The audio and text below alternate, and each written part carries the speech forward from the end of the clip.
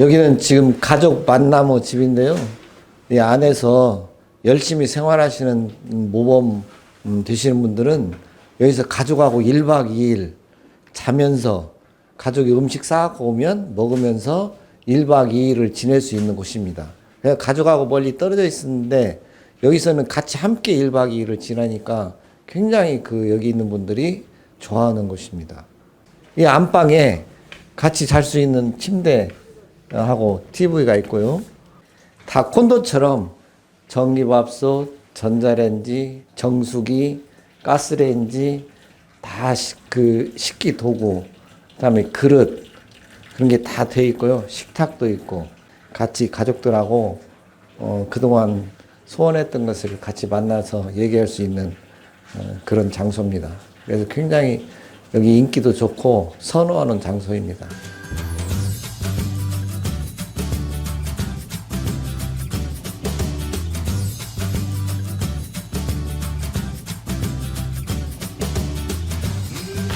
예, 저희 소장님은 예의를 중요시 여기시지만 또한 속정이 깊으세요. 그리고 일을 할 적에 우리 직원들이 좀 편안하게 할 수 있도록 해주시고 어떤 절차로 해야 되는지 정말 선배 같고 때로는 아버지 같은 마음으로 가르쳐 주십니다. 함께 일하는 저로서는 되게 편안했습니다. 처음에 오시기 전에는 굉장히 권위적이고 딱딱하실 것 같은 그런 느낌을 많이 받아가지고 좀 생각도 많았고 좀 긴장을 많이 했었는데 지금 막상 오셔서 몇 개월 같이 해보니까요.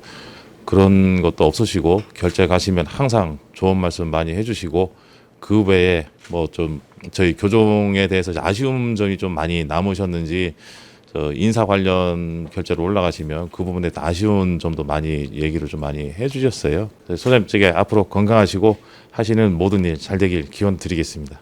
아, 예. 소장님은 아주 편한 사람인 것 같습니다.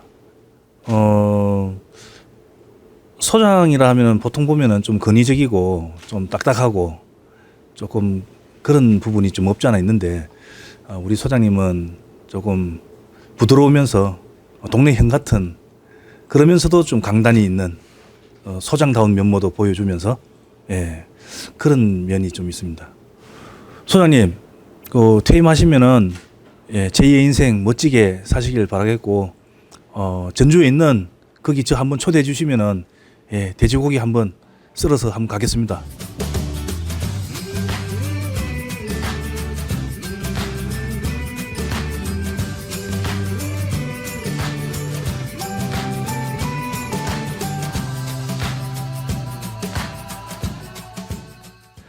불교공유소 힐링대담, 오늘은 청주교도소 제61대 유기용 소장님 모시고 말씀 나누겠습니다.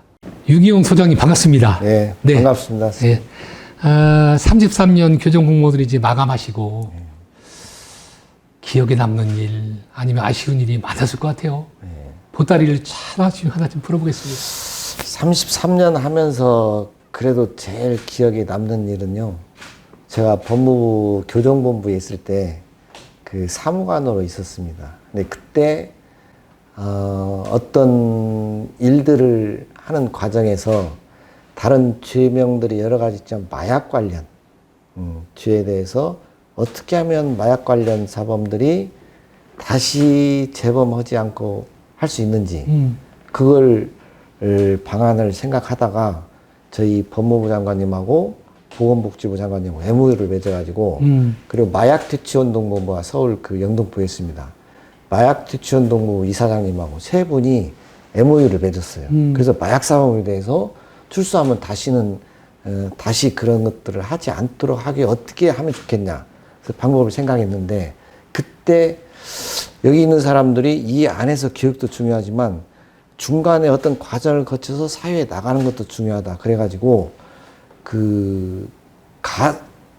치료보호조건부 가석방. 그러니까 마약 거신 분들이 가석방을 받는데 마약 조직이나 마약은 가석방이 없습니다. 가석방이 없기 때문에 이 안에서 이제 자기 수용생활 기간 살고 나가시는데 그래도 어떤 인센티브나 그런 것들이 있어야 자기 마음에 개선 그런 것이 있을 수 있기 때문에 치료보조금 가석방을 해보자. 그랬습니다. 그래가지고 실제 가석방을 해주고 만약에 3개월 가석방을 하면 3개월 동안 부국에 있는 어떤 그 마약 그 프로그램 할 수 있는데 3개월 동안 있다가 사유로 밖으로 나갈 수 있게. 거기는 사유나 마찬가지니까. 그래서 최초로 하여튼 치료보호 조건부 가석방이라는 제도를 만들어가지고 그때 장관님, 차관님 해서 저 있을 때 몇 명을 내보냈습니다. 마약 사범을 최초로 가석방을 내보낸 것은 그게 최초일 거예요. 예. 그 뒤에 계속 내보내는데 이제 그 뒤에 제도가 점점 잘 이어졌으면 좋겠다는 그런 생각이 듭니다. 네, 아주 기억에 남는 일인데요. 아, 그거는 마약 사범들한테는 약간 가석방이라는 희망을 주면서도 굉장히 다시 단약할 수 있는 의지를 주는 것이라서 네. 그게 계속 유지됐으면 하는 바람입니다. 근데 그때 그 기억이 제일 참 네. 좋습니다. 또 아픈 기억도 있으실 것 같아요. 아픈 기억은 여러 가지 많습니다. 네. 많은데 그 중에 제가 어느 보안과장을 할 때 갑자기 오후 3시쯤 됐을 겁니다. 갑자기 응급환자가 있어가지고 응급환자 이제 수용자가 응급으로 운동장에서 운동하다 쓰러져가지고 그걸 나갔는데 결국은 사망했습니다. 그래서 그 원인을 살펴보니까 그 수용자는 굉장히 본인이 건강하다고 생각하고 운동장을 하루에 10바퀴씩 도는 한 수용자입니다. 건강하죠. 건강한데 왜 그렇게 됐을까? 나중에 이제 저희들이 과정에서 쭉 여러 가지 이제 부검도 하고 그런 절차가 있어서 알아보니까 관상동맥이 2개가 막히고 하나가 거의 막힐 정도인데 자각 증상이 없는 겁니다. 본인이. 그래서 자각 증상을 그냥 좀 답답한 마음 있지 운동장을 계속 열심히 하면 괜찮겠지 했는데 그게 사실은 심장에서 문제가 있어서 돌아가셨는데 그게 조금만 저희들이 좀 그런 것들을 잘 체크해서 발견했으면 그렇게까지 사망까지는 안 갔을 건데 그게 굉장히 가슴 아팠어요. 왜냐하면 평소에 아파서 점점점 아프시다가 돌아가신 분들은 그나마 아프시니까 근데 그분은 건강하셨거든요. 그러겠네요. 그러니까 참 굉장히 그때 마음이 아팠습니다. 예. 네. 교조 공무원을 시작하게 된 동기가 또 궁금해지는데요. 동기는 제가 이제 대학교 법학을 전공해서 이제 공부하려고 고시원에 있었는데 4학년 때 학교에서 연락이 와서 교정공무원 쪽을 한번 가보면 어떠냐 그런 일이 있어서 들어오게 됐습니다. 들어오니까 처음에는 잘 적응이 안 됐는데요. 나중에 지나고 보니까 굉장히 잘 들어왔다. 네. 그런 생각이 들고 있습니다. 네. 그래서 처음에 동기는 조금 약했는데 들어와서 보니까 진짜 좋은 직장이구나 그런 생각이 들었습니다. 네. 얼굴이 밝으신 거 보니까 그런 것 같아요. 네. 청주교도소 또 자랑이 많다고 들었습니다. 뭐 자랑이 구체적으로 동행 카페, 또 외부인 참관, 준법 교실, 또 유도 교실을 또 운영한다고 들었습니다. 네, 맞습니다. 뭐 한 가지씩 풀어보죠. 동행 카페는 동행 카페는 이제 여기 계신 분들을 접견하는 가족분들이 계시는데 접수하고 기다리라든가 그런 공간이 없었습니다. 근데 민원실 옆에 공간을 마련해가지고 거기서 쉬시기도 하고 그다음 기다리기도 하고 거기다가 커피 머신기를 제일 좋은 것으로 원두 커피로 믹스 커피가 아닌 원두 커피를 언제든지 드시면서 편안하게 쉬고 얘기할 수 있고 그런 공간을 만들었습니다. 그때 이제 외부인도 거기서 하시고 직원들도 거기 가서 언제든지 그냥 커피 원두 커피로 내린 거를 마시고 그래서 거기서 한 잔 갖고 근무지로 들어가서 마시기도 하고 퇴근할 때도 가지고 가고 직원들한테 굉장히 좋고 자랑할 만합니다. 네. 수용자 가족들이 면회를 왔다가 소장님이 가끔씩 들리는 걸 보고 굉장히 좋았다는 이야기 들었습니다. 예. 네. 그 다음에 외부인 참관은 어떤 행사입니까? 외부인 참관, 외부에서 계신 분들이 교정시설에 대해서 궁금한 점이 또 많이 있을 수 있습니다. 예. 그리고 TV나 영화 드라마 보면 저게 실제 그럴까 하면서도 실제 현장을 안 가보시는데 저희들은 저희 청주교도소는 굉장히 외부에서 오신 분들이 시설을 참관한다 하면 직원들이 적극적입니다. 왜냐하면 과거에는 외부에서 시설을 본 다음에 감추고 막 그런 경향이 예. 있었는데요. 청주는 직원들이 오신다면 어디서 오면 오시는 것이 밀려 있습니다. 그 오신다고는 참관이 대학생도 오고 중학생도 오고 고등학생도 오고 일반 사회에서도 오고 그래서 오시면은 직원들이 잘 안내해서 안에까지 다 하면서 궁금한 점도 해소해드리고 하면서 그래서 참관은 하여튼 제일 잘하는 것 같습니다. 저희가 굉장히 좋은 제도인 것 같습니다. 예. 다음은 준법교실은 또 어떤 프로그램이죠? 예, 준법교실은 저희 직원들이 이제 그 총무계장 그다음 CRPT라고 무술로 하는 직원들이 있습니다. 그 직원들이 한 팀이 돼서 밖에 중학교나 고등학교 가서 준법에 관한 그런 교육 같은 걸 안내 같은 걸 해주는데요. 반응이 너무 좋습니다. 네. 왜냐하면 그 내용이 법은 이렇게 지켜야 되고 안 지키면 이 안에 들어올 수 있고 들어와서 또 잘못하면 또 이 개구라고 해서 이제 수갑, 예. 포승 묶는 거, 예. 그다음 벨트 보호대, 그다음에 뭐 이런 여러 가지 장비들이 있습니다. 그거를 가서 시연하니까 그 중학교 중학생, 고등학생들이 만약에 그 법을 위반한다든가 하면 저렇게 들어가서 이게 그 체험을 자기 몸을 자기 의지대로 움직이지 못하고 예, 예. 호소한다는 게 굉장히 그 신체에 대한 제한이기 때문에 그걸 경험해보고는 인기가 너무 좋아가지고 지금 중학생들이 각 청주 시내 중학교 고등학생들이 준법이 와줬으면 좋겠다는 것들이 많습니다. 선생님들이 너무 좋아하고 학생들 반응도 좋고요. 네. 그런 게 있습니다. 자랑을 모아서 보따리를 계속 풀어도 끝이 없을 네. 것 같은데요. 마지막으로 이제 내년부터 하는 유도교실 맞습니다. 궁금한데요. 예. 어떤 프로그램인지?